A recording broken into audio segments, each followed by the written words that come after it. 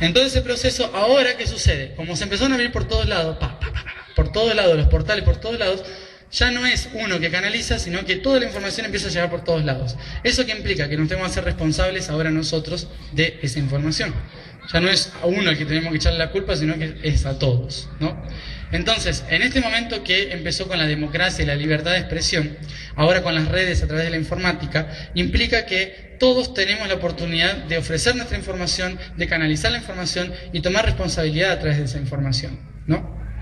Por eso mismo, a partir de que ingresa toda esa información, teníamos que empezar todos a caminar el mundo, a reconocer los portales y a saber qué era el trabajo que teníamos que hacer. Hay que recordar, yo estuve durante unos 5 años repitiendo constantemente un plan que se llama el Atertumti.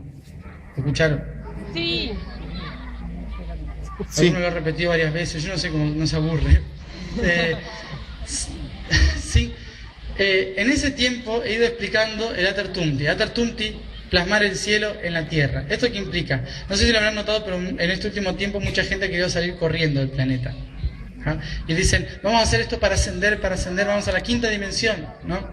Y vayan si quieren, pero el planeta va a seguir acá. Entonces, como el planeta sigue y nosotros tenemos que alinearnos con el proceso del planeta, nosotros tenemos que ser conscientes también de cómo funciona la energía del planeta y para qué vinimos nosotros al planeta. No vinimos a irnos del planeta, vinimos a traer lo que sabíamos al planeta y anclarlo acá para que el planeta se eleve, no para que nos vayamos nosotros. Entonces, tenemos que tomar esa conciencia. Tomando esa conciencia, a partir de la información del 11-11-11, empieza a descender la información de lo que estuvimos hablando hasta recién. El recorrido por el mundo para conectar los puntos o portales de información a través de los cuales la energía planetaria ingresa. Si se empiezan a abrir todos los portales magnéticos, van a ingresar toda la información a través de los portales planetarios. Esos portales planetarios nosotros también los tenemos dentro. ¿Cómo los conocemos nosotros? Los chakras, ¿sí? Los chakras son los portales magnéticos a través de los cuales la información ingresa, ¿sí?, en nuestro cuerpo. Y en la Tierra también están los portales. ¿Cuáles son? Los grandes portales. Los continentes. A cosechar.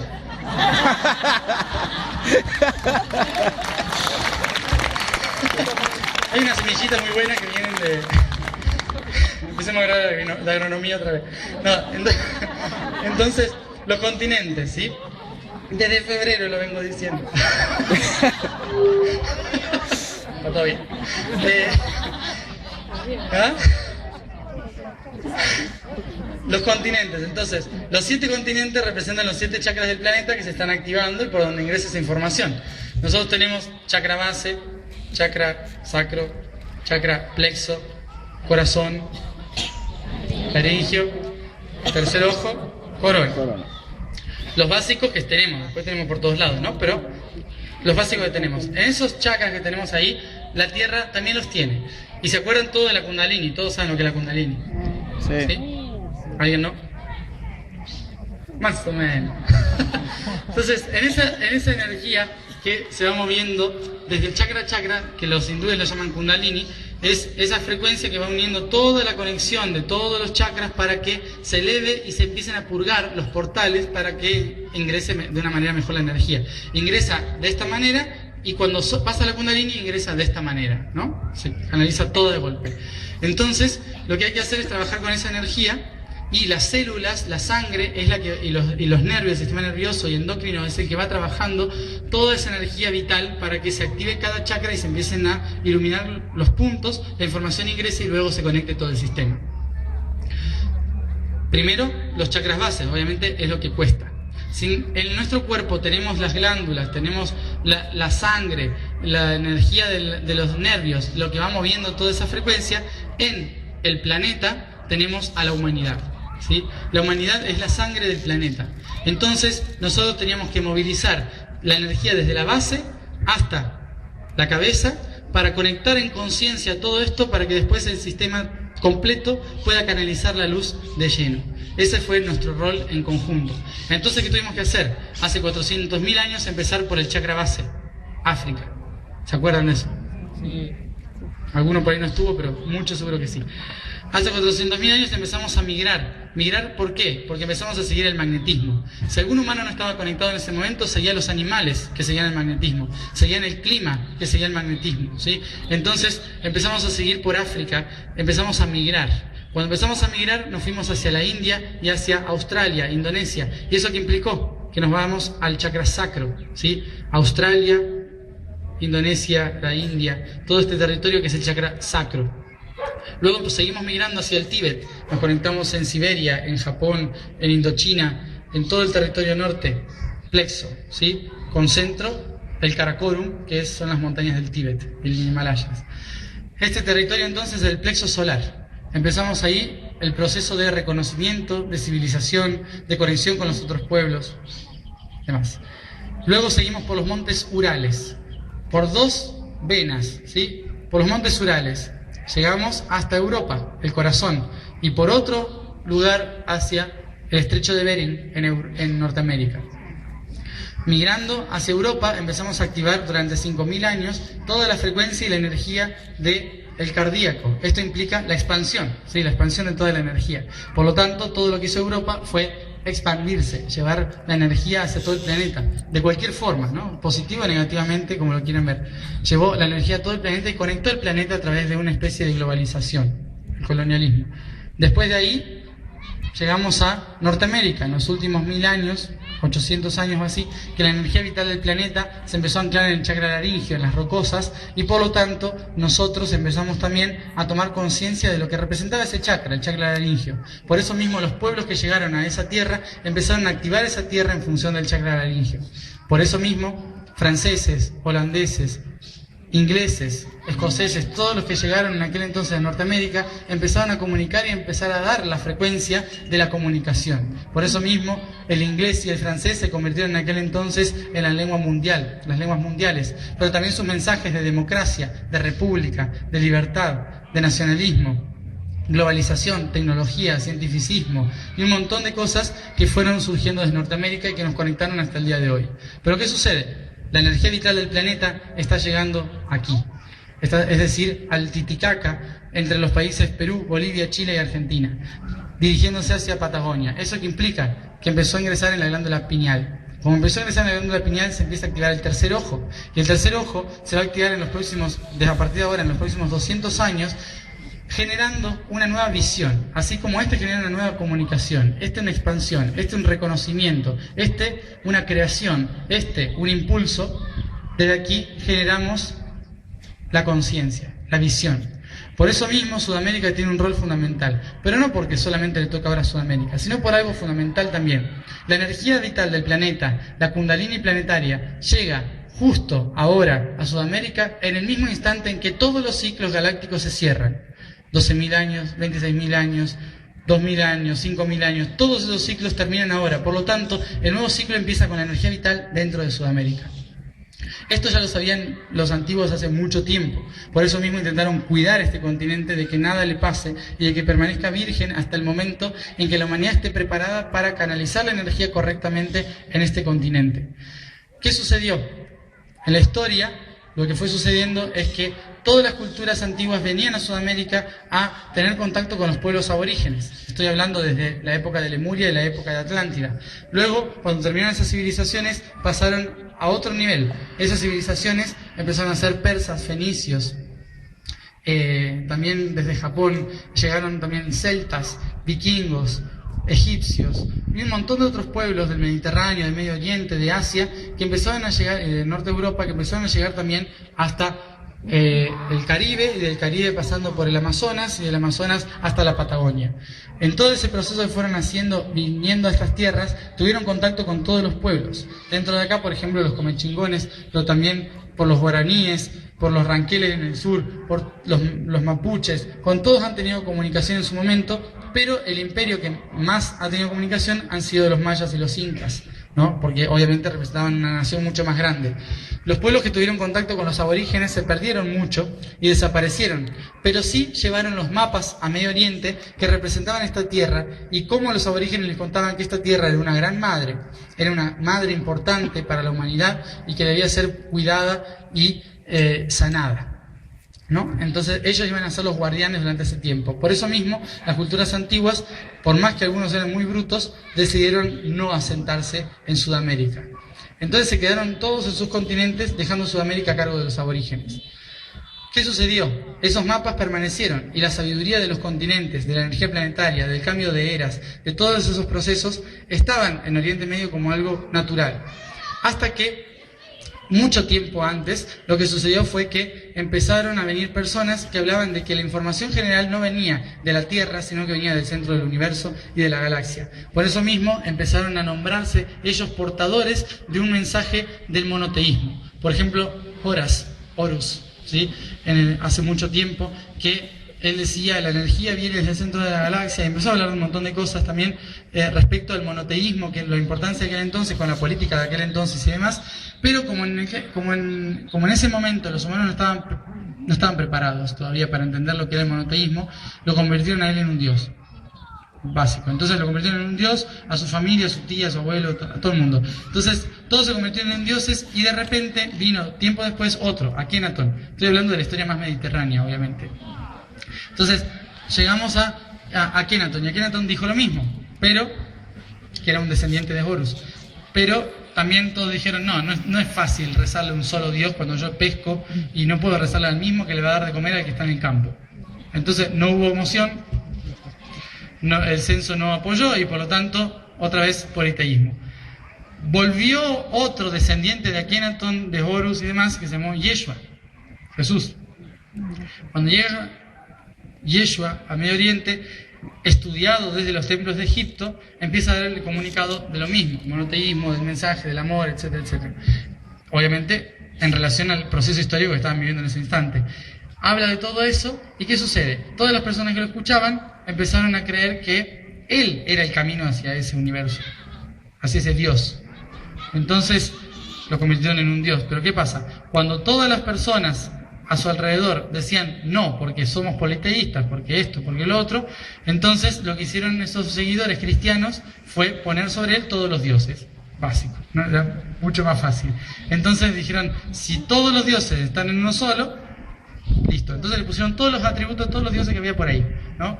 Los de Horus, los del persa, los del babilónico, todos se lo pusieron sobre él y dijeron, listo, ya está. Entonces todos dijeron, bueno, ahora sí, puede ser. Entonces empezaron a seguir su mensaje. Pero ¿qué sucedió? En el momento en que fue creciendo el cristianismo en Medio Oriente, empezaron todos a dudar de toda la información que había antes. Porque como las historias contaban cosas de hace muy poquito tiempo, dijeron, entonces lo que pasó antes fue todo mentira.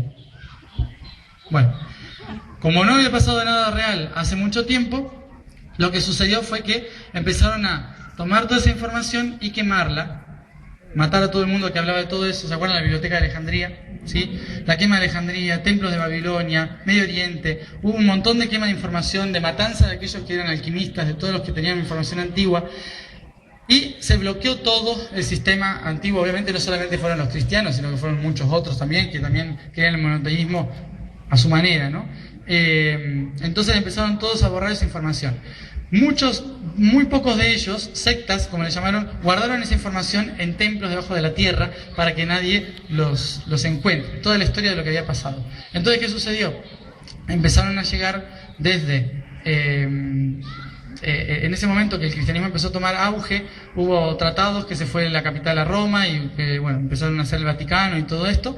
¿Y qué sucedió? En ese momento que todo tenía auge en Europa, llega Mahoma, ¿no? Y cuando llega Mahoma dice, yo también tengo un mensaje. Entonces empieza a arrasar con todo, a matar a todo el mundo que no creía en su mensaje y a impulsar hacia Jerusalén el mensaje, la tierra sagrada. Entonces cuando llega ahí, el Vaticano dice, habrá que mandar el ejército, los cruzados, ¿no? ¿Se acuerdan de eso?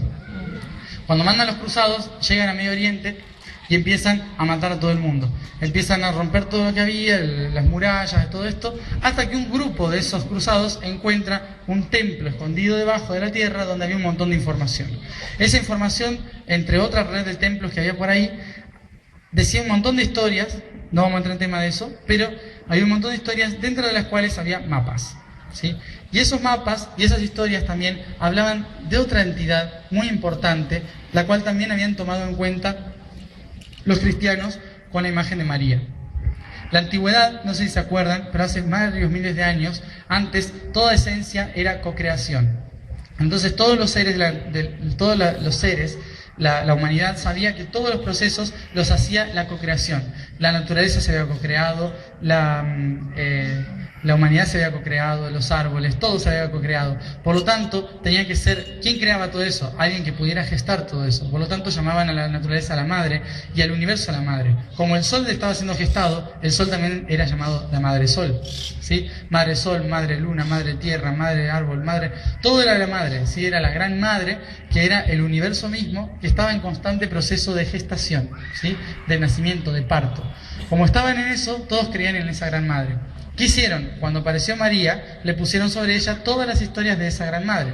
Historias que le habían atribuido también a Dana, Anahit, Brigid, Isis, Amaterasu y un montón de otras diosas en la antigüedad que las pusieron todas juntas en Miriam. Cuando las ponen todas juntas sobre Miriam, también se convierte en algo muy importante el ejemplo de esa madre o mujer, ¿no? Entonces, en ese ejemplo de madre o mujer, también queda registrado en esos papeles de que no era Miriam ese ser, sino que era una red magnética, una red de seres que eran llamados la madre, ¿sí? La madre naturaleza, la madre todo esto. Y dentro de eso, una red que los fenicios sabían, que los egipcios sabían, que aquel lugar en el planeta que aún en el futuro se le siga llamando madre a la tierra gestadora, será el lugar donde la gestación de la nueva humanidad se dé, ¿sí? Entonces empezaron a buscar esa madre, empezaron a proteger también a todas las madres y mujeres de aquel entonces que llevaban ese mensaje. Empezaron a crear una red y se apartaron un poco de la religión católica de aquel entonces y empezaron a crear una orden, la orden del Temple, los templarios. Cuando empezaron a armar los templarios y el priorato de Sion, implicó guardar toda esa información, llevarla a Europa y custodiar a las mujeres que traían ese legado del que hablaban esas antiguas historias. Entonces empezaron a llevar la alquimia, la información, Edad Media, ¿sí? Empezaron a llevar toda la alquimia, la información, y las mujeres eran las que volvían otra vez a canalizar esa información, a darla al mundo, a traer toda esa ciencia de la madre, ¿sí? De la cocreación. ¿Y qué sucedió? Cuando esa red empezó a crecer tanto y el mensaje de los templarios empezó a crecer tanto, de repente el Vaticano dijo, habrá que ir a matarlos, ¿no? Entonces, nos están sacando el poder y la gente. Entonces fueron y los mataron todos. Por suerte estamos en otro tiempo, porque si no ya estaríamos todos muertos, ¿no? Entonces, en aquel entonces empezaron a matar a todo el mundo. El viernes 13 ese fue el día clave, ¿sí? Por eso el día de la mala suerte. Ese día fue cuando mataron a todos los herejes que tenían que ver con la Amazonía, no, con los templarios, y a todas las brujas. ¿Que las brujas quiénes eran? Eran esas mujeres que estaban preparadas para la alquimia, para la gestación planetaria, para un montón de cosas, ¿no? Muchas de ellas deben estar acá hoy en día. Hoy son reikistas, ¿no?